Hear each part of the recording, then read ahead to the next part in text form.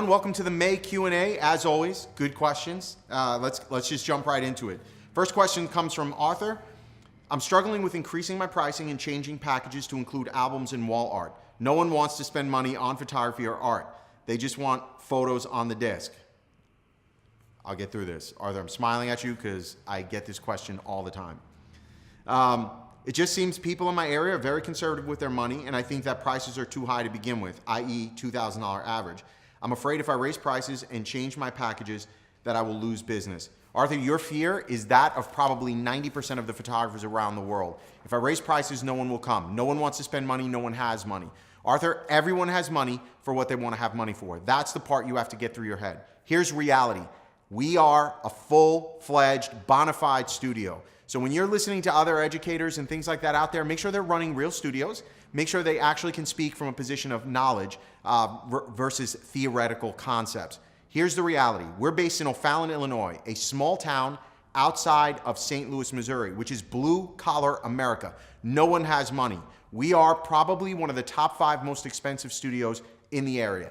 Average wedding spends about $10,000 to $12,000 with us on our wedding packages. So you tell me, if nobody wants to spend money on photography, how are we getting $10,000 to $12,000 for wedding day coverage? They have money for what they want to have money for. But here's a couple of things that are going to hold you back and hold everybody else back out there. Are you your own client? Think about that for a second. Think about what that means. Would you spend $5,000? You don't have to be at my price point. I didn't wake up overnight and get to this price point. In fact, when I started out, my base package was $999. Okay? And so we all start somewhere. But wherever you are, we want to charge more money. And so my question to you is, are you your own client? Would you be willing to spend $4,000 on wedding photography? And if you're shaking your head no as you're watching, everybody, then that's problem number 1. Because if you don't believe in your own pricing, right, that's where you're having trouble. I could not sit down in front of a client asking for $10,000 to cover their wedding if I didn't believe in my heart that it was worth it. And if in the back of my mind I'm going, oh my God, I can't ask for this. I would never pay this. This is too expensive. You're talking yourself out of it. And that's the reality. You can't do that. You have to believe in the value of you. You have to believe in the value of the art, that you're delivering something that they are going to have forever on their walls. What is that worth? People are spending $2,000 on LED TVs that are going to last 3 to 5 years. Why wouldn't they spend money on you? Okay, so that's my soapbox. I believe in our craft. I believe in our art. I believe in our industry. You have to believe in what you're worth. I promise you there's people out there willing to spend that money because there's photographers all over the world charging it. Now, that being said, you have to add value. I can't just wake up one day and go, I'm going to charge $20,000 for a wedding. Well, no, nobody's going to pay that. I've got to establish why I'm charging $20,000. So for a CD, you are probably 100% correct. For a CD, people are only going to be or a thumb drive, right? Digital files. People are only going to be willing to pay so much money for that. You can only charge so much for a thumb drive. You have to add albums, product, and you also have to marketing, right? And do we understand what marketing is? This is where a lot of people get confused. Marketing is about messaging. It's about messaging so that your clients understand your product and service and that the two connect. So for example, I would never market my business in a grocery store flyer. You ever go to a grocery store, right? It doesn't matter, I don't know what's in your area. You go to a grocery store, you're doing a push cart, and you see on the back of the push cart, or the grocery cart, it's like, call Rhonda for real estate. And she's standing there with a thumbs up. That's not where my clients are. That's not how I'm reaching my clients. If I start advertising in that market, okay, then I'm not going to connect. My messaging will be a complete miss. Think about what brands your business emulate. Who do you want to emulate? Are you the Louis Vuitton or are you Walmart? Well, if you're Louis Vuitton, you would never advertise in a grocery store, right? If you're Louis Vuitton, you're taking out billboard ads in Times Square. But if you're Walmart, okay, you're not taking out billboard ads in Times Square. You're advertising in local run newspapers and flyers and clippings in the Sunday paper. And so you have to understand where your business fits. And I promise you, when you figure out your marketing messaging, your pricing, your products, your PR, those things will start happening. And the minute you book that wedding for double what you're charging today, you will have that taste in your mouth and you will never look back. I promise you. All right, long-winded answer, but I know a lot of people struggle with this. Next question comes to us from Christopher. What are best practices for approaching my local vendors?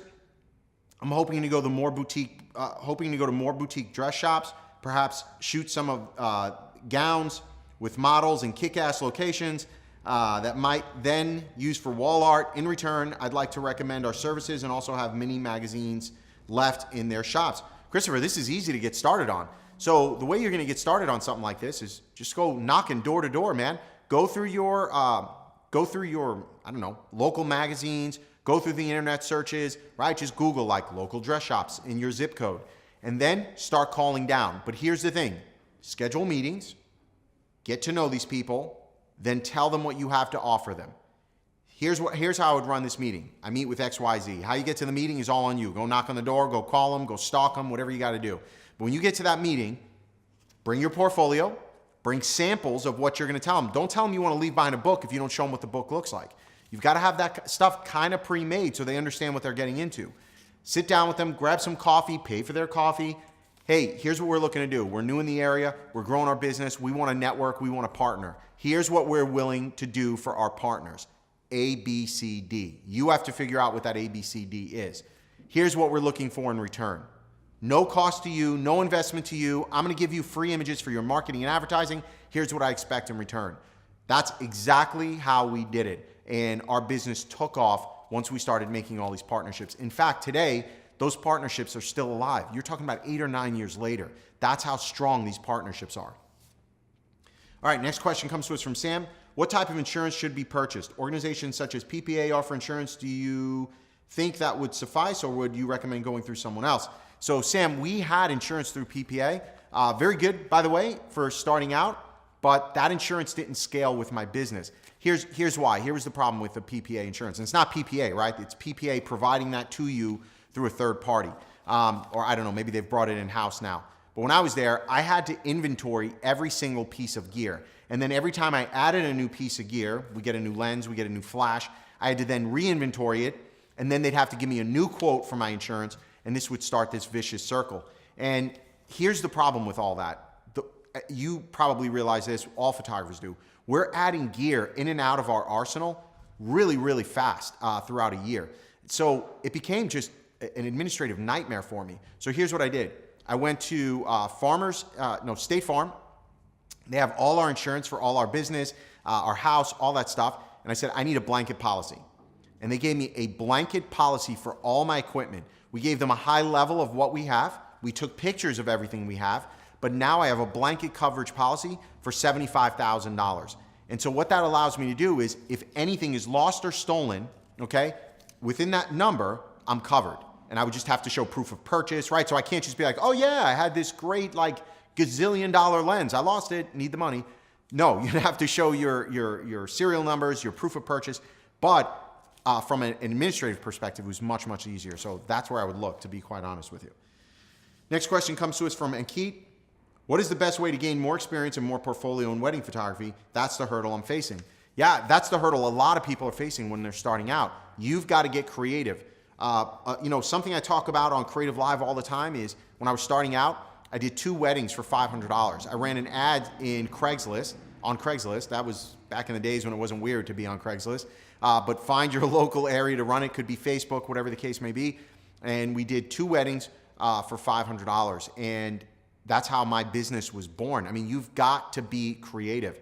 But you're still thinking, well, how do I build my portfolio when I run that ad on Facebook? Hire models. Work with friends. Borrow dresses. Buy a dress. You can buy a dress from David's Bridal, granted, not the best dress in the world, for $99. Go to eBay. Brides are selling their used dresses.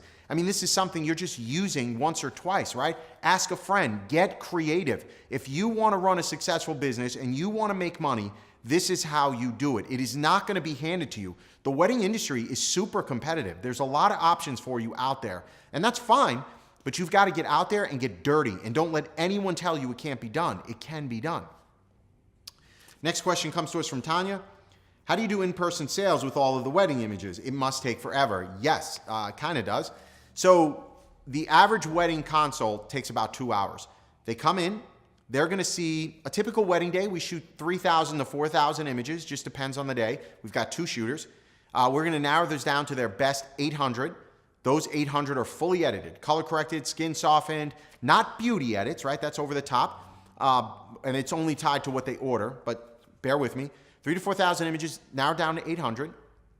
We're going to show 1 or 2 signature edits. Those are those big, grandiose images, maybe a sky swap, dramatic lighting, things like that. Those are the ones I want them putting big on their wall. We're going to open some champagne when they arrive, and then we're going to run a slideshow showing all 800, and that slideshow will typically take roughly 20 minutes or maybe a little longer to look at all those images. But the whole time they're sitting there, they're drinking champagne, they're reliving their day. Remember, it's the first time they've seen these images, and they are blown away. And so you're going to be done with those sessions, hour and a half, 2 hours max. And if they're here for 2 hours, they're spending money, and that's a good thing. So trust me, it's well worth bringing them in. Easy is posting them online and just walking away, but your sales will suck. I know because we went through this. Once we started bringing them in, you're talking about sales averages that are about $1,500 to $2,500. So whatever your sales average now is post-wedding, I'm telling you, it will be much higher by bringing them in. So get to it. All right, next question comes to us from Peggy. Where's a good place to start searching for a second shooter on an as-needed basis for a wedding? Peggy, what I would do is look to your local Facebook groups. Wherever city you're in, there's usually a local Facebook group for professional photographers in that area, and it is an amazing resource for photographers to find second shooters. And what you want to do is find like a group of 2 or 3 that you can count on that have similar styles, similar interests, because you guys have to have a little bit of chemistry. You have to be able to work together and be with each other 8 to 10 hours at a time. And maybe you're not even paying them. Maybe you're covering for them and they're covering for you, and so you're doing kind of a swap. That would be where I would start. Much easier than I'm going to pay you $250, you're going to pay me $250. It's just keep it simple. I'll shoot 3 weddings, 4 weddings for you a year. You shoot 3 or 4 weddings for me. You should be able to plan accordingly. Just look at your calendar or your contracts. Next question comes to us from Jamie. I live in a small town, but try to book a lot of my weddings in a bigger city 3 hours away. Would you recommend me driving to their location in the city for initial contract meetings and sales meetings, or would it be better to do most of my business online over the phone? Do you have recommendations? So Jamie, here's what I would absolutely do. We do this when we're doing jobs in Chicago. So Chicago is about 4.5 hours away for us, and we're starting to push into that market. And what we're doing is we're just picking a time, maybe one day a month or once every other 2 weeks, and saying, hey, we're going to be in town, right? They don't need to know you're not from that town. Take that off the table because that becomes a competitive disadvantage for you. And so what you want to say is, hey, we can do a Skype call, but we'll be in town. We cover both markets. We'll be in town, April 7th, and we'll be there, and we'll have a meeting then. And that's a way to do it. Or you can do Skype. Skype is very, very efficient as well. So if you're trying to have a level of transparency, meaning, I guess it's not really transparent, you don't want the clients to know you're not from that city, then schedule those meetings up there. If you don't care that the clients realize, hey, you're not from that local area, but they love your work, then you can do Skype calls, things like that. However, just based on experience, I really do believe that clients are a little apprehensive to hire a photographer from 4 hours away. They just see it as a problem. They want to have access to you, even though they may not come to your studio or anything like that. And so you've got to kind of get a feel for that and what's going to work and what's not going to work. But like I said, that would be your best bet. Get up there, get into that city, and shoot their engagement pictures in that city, and you'll start getting busier and busier in that area. And so you could probably be there every other week, something to that effect. Next question comes to us from Eric. When do you risk using a specific location for that shot? I remember you being quick-witted, tossing your stuff to the side, saying there, I'm not a professional photographer. You had to be quick about it. So what can other people do who do not want to take that risk to be better prepared? So Eric, you are talking about my Chicago shoot at the Chicago Art Institute, right? Or Art Museum, I think we were at. And so, yes, I was definitely very quick-witted. I definitely like to push limits sometimes, especially when I think some of the rules are just a little ridiculous. And you got overzealous security guards. So to your point, how do you better prepare? Well, in the case of the Chicago, museum, there would be no better preparing. They're not going to give you a permit to shoot there. There's always going to be problems. Yet, if I just want to go in there as an amateur, I can actually take pictures of artwork, and no one's stopping me from doing that, which is the most preposterous thing in the world, right? It makes no logical sense. So what I opt to do in a case like that is just really kind of push limits. But if you want to be better prepared, you call ahead. If you want to be better prepared, you ask about permits. You ask about shooting locations. You ask about what the do's and don'ts are of the location. 90% of the time, the do's and don'ts are the same anywhere you go. I shoot Grand Central Station in New York City. I go there quite often, several times a year. And when I'm photographing there, I know one rule. I can photograph anywhere. I can pose my couple. I can have them standing still. No problems. The minute I put anything down that looks like a tripod or a light stand, I will have police in my ass about kicking me out, throwing me in jail, you name it, which is hilarious. So we can block everything, just don't put down, a tripod. Okay, well, that's fine. So now I know better in advance. Also, something we've learned, and I don't really talk about it that much, but I probably should, is almost every city has guidelines for motion picture and photography.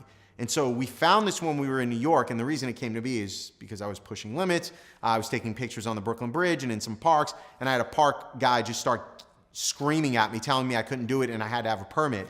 And I knew for a fact I didn't have to have a permit because I didn't have a tripod.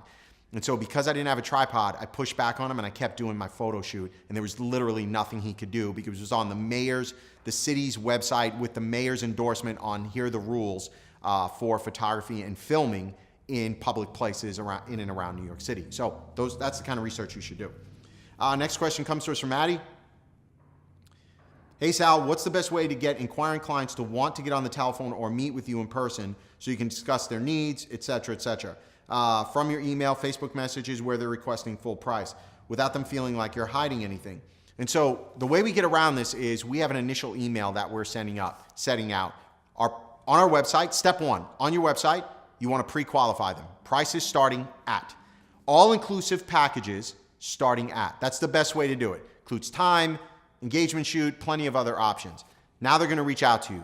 How much and are you available on my date? Great. Our prices start at, repeat yourself. What we find is that meeting with you, talking about your day, understanding your day, it's much easier to walk you through all our packages and creates less confusion, and it's a service we offer basically. And that's the way we pitch it. We always get to the meeting. I would say maybe once every other year, do I have a client that just refuses to come to a meeting and wants to do everything in email? And what we do because of that is we completely disengage, not your client. And if you're saying to me, none of my clients want to meet, then you're doing a horrible job at marketing because it's marketing and messaging that's going to get you to your client. You can't have one without the other. That is the biggest challenge I see with photographers today is you expect clients to build it and they will come. And that methodology just doesn't work. You've got to have a way to get your messaging to your client. Who is your client? Where do they shop? What do they buy? What kind of marketing do they respond to? Your marketing and messaging has to be very, very similar to get through to them. So I hope that makes sense. Last question comes to us from Tanya. What do you offer as gifts for your couples and when do you send gifts? For our couples, we offer them a bottle of wine. When they sign our black label, our top package, that same night, or the very next morning, Taylor orders from one of our favorite wineries in Napa. She orders a bottle of wine and has it shipped directly to them with a thank you note enclosed. Obviously, we can't put a handwritten thank you note, but what we do is we get it, they insert it in there for us. And that's our way of thanking our clients for investing in us. And that happens when they sign contract. Every single client is blown away every time we do that. So, ladies, gentlemen, hopefully you enjoy this month. Great questions. Get out there, enjoy the rest of the magazine, and man, let's get ready for wedding season. I am pumped to be heading into wedding season, even for us right now. I love weddings, and I think we have the best jobs in the world. So enjoy.